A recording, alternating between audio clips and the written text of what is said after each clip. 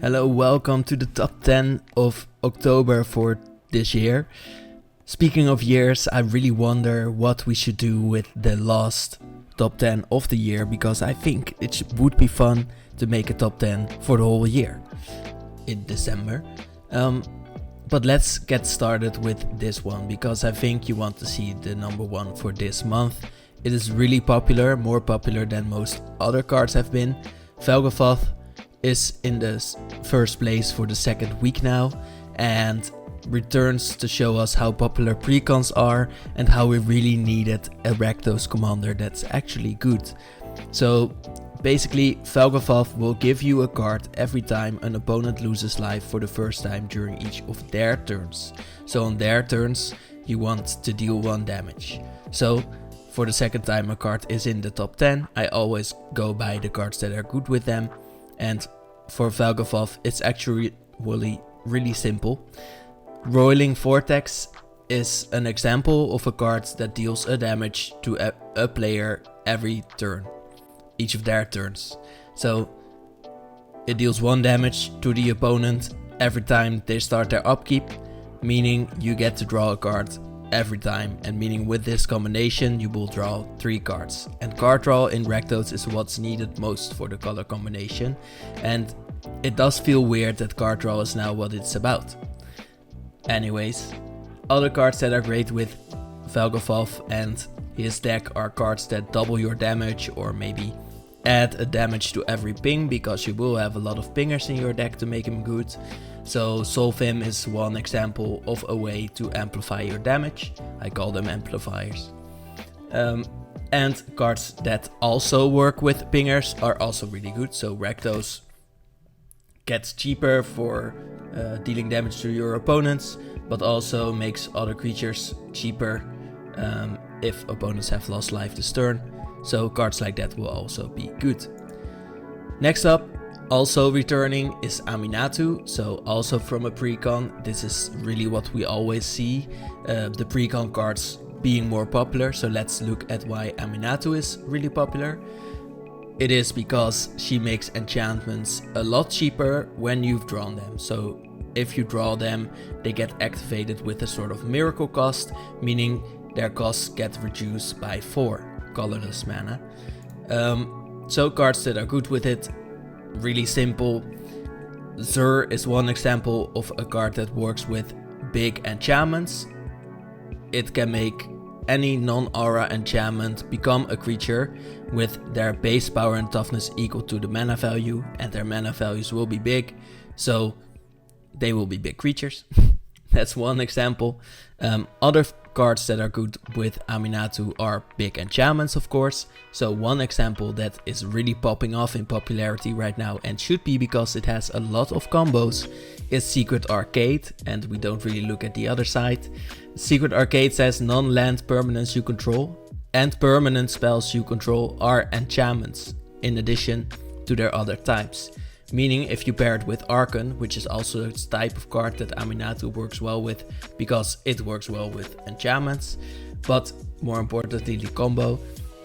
When Archon enters the battlefield as an enchantment, it triggers its own constellation, meaning you get a 2/2, which will be an enchantment, which will trigger the constellation. So what happens is you get an infinite amount of 2/2 white Pegasus creature tokens with flying. Speaking about creature tokens with flying and Pegasi, actually, weirdly, Arabella. Why? Well, we'll get to that. Also returning, and this is really interesting because Arabella, like I said before, is an uncommon, and that's really cool because Arabella will be cheaper than other cards that get really popular. About the Pegasi, Stormherd is a 10 mana card. You would say it's not good, but it gets good with Arabella. So let's get back to Arabella for one moment. When she attacks, it deals X damage to each opponent and you gain X life, where X is the number of creatures you control with power 2 or less. So if you can get, let's say, 40 small creatures onto the battlefield and you attack with Arabella, you deal 40 damage to each opponent and you gain 40 life. Now going back to Stormherd, Stormherd says create X 1/1 white Pegasus creature tokens with flying, where X is your life total. Meaning if you have 40 life, you will create 41 ones, which means Arabella will do the 40 damage like I said before. Just an example. Other cards that are good with her are the format around small creatures. So Delny is one example that is really popular and expensive because she's a mythic. Creatures you control with power 2 or less can be blocked by creatures with power 3 or greater, so strengthening your 2 or less powered creatures, exactly like how Arabella wants to work with them. And if an ability of a creature you control with power 2 or less triggers, it triggers an additional time, so great with Arabella as well. And cards that care about a lot of creatures coming into the battlefield or strengthening them, like Impact Tremors, are also really great for this commander. Next up is Marina Vendrell, also returning, also not from a precon, no, but it's a 5-color commander, which makes her really popular. Marina otherwise just cares about rooms, and the most interesting part about her is that she can lock a room again. So usually you unlock a room, you get the effect of the enchantment, and then nothing happens anymore.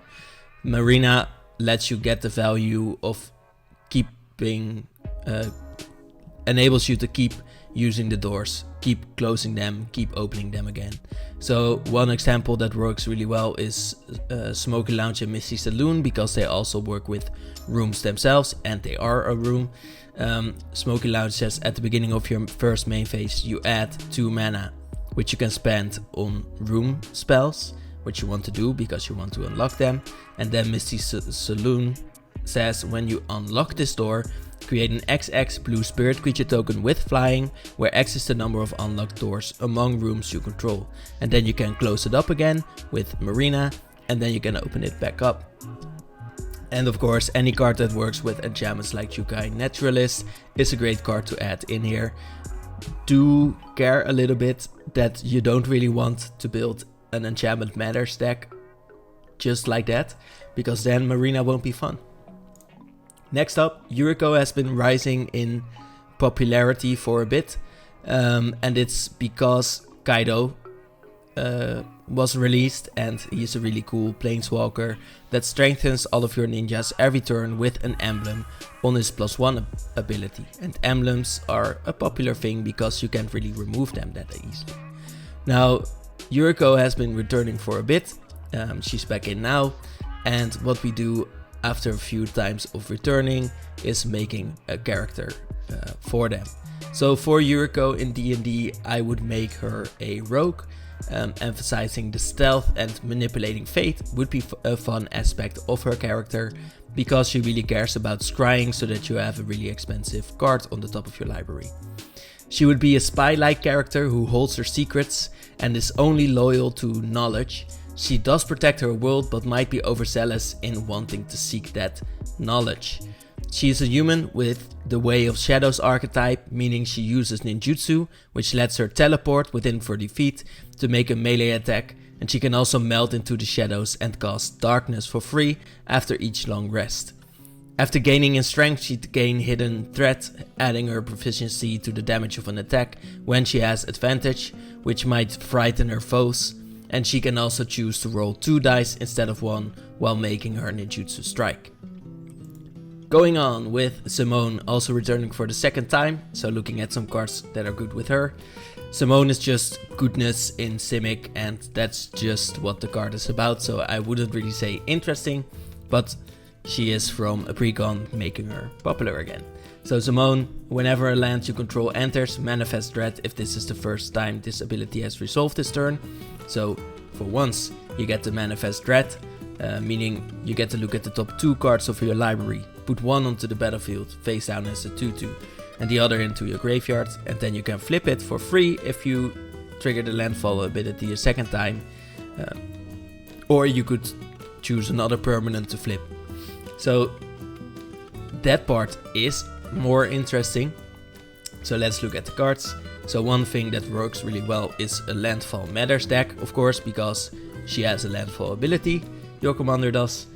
Other things that work well are things that cloak cards or make morph tokens, so any card that puts a face down card onto the battlefield, which you can then later flip for free, is really cool.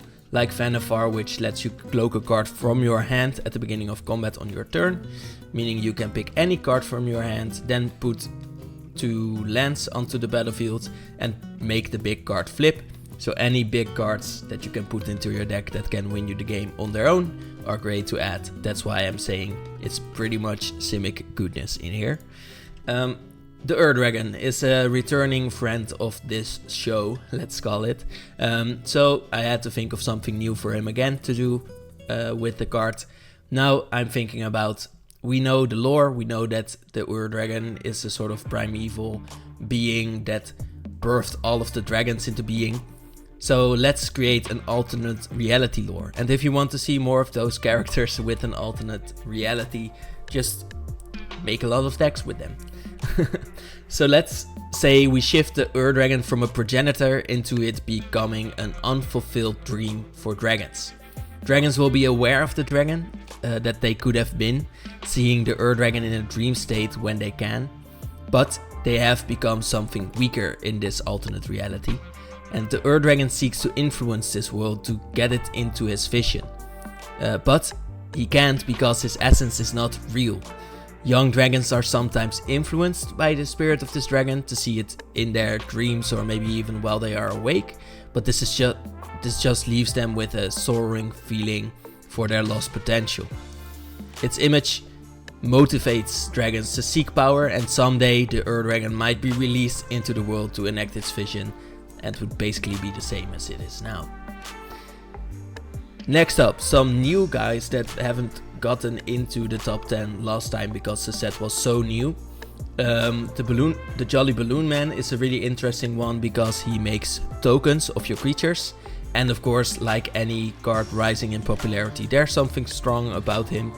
In this case, it's a sort of combo where when you get a creature to enter that can untap all creatures you control, you get to use the Jolly Balloon Man again, because it gets untapped. So that's a really fun way to make this really strong. Village Bell Ringer is one example that does that says when it enters, untap all creatures you control, meaning you get to use the Jolly Balloon Man again. And I would say there are a lot of cheap cards that are really good with this, because any enter the battlefield card is strong with the Jolly Balloon Man. Now, I would say this is a really fun mechanic, but the flavor I can't get behind, honestly. Then we have the Randmaul, or just Randmaul, sorry, Creaking Nest, a 5 mana card that is finally the commander that you need for your Scarecrow deck to become good. It's a big commander, which I don't really like. It's 5 mana, but you are in the ramp color green. And the most interesting part of this card is that when Randmaul enters, and whenever you play a card with 2 or more card types, so artifact creature, which helps with your Scarecrows, each player creates a tapped 2/2 Blackbird creature token with flying, so a 2/2 flyer, that is goaded for the rest of the game, meaning it must attack and it can't attack you if it's able to attack another player. So you get everyone a nice flying creature that can only attack them, and you have the Randmaul for later, which can protect you against the flyers because it has reach and is a 5/5. And last but not least, we have Kalia of the Vast, where we will look at some good cards with her, but basically she is all about working with angels, demons and dragons, because when she attacks an opponent, and not you, you may put one of those creature types from your hand onto the battlefield tapped and attacking that opponent. So what works well? One interesting thing is, for example, Ishin, or anything that works with attacking triggers, because Ishin would double your commander's attack trigger. Other things that work well are big angels, demons, things you can cheat into play for free. Gisela is a cool example because it doubles your damage. And Dragon Tempest is a 2 mana enchantment that works with flying creatures, and as dragons, angels and demons are often flying creatures, anything that works with flying also works well with this commander. And that was it for the top 10 of this month. Let me know what you want to see for the yearly top 10. it can be something special, so go out of your mind with it. And I want to thank you for watching and have a nice day.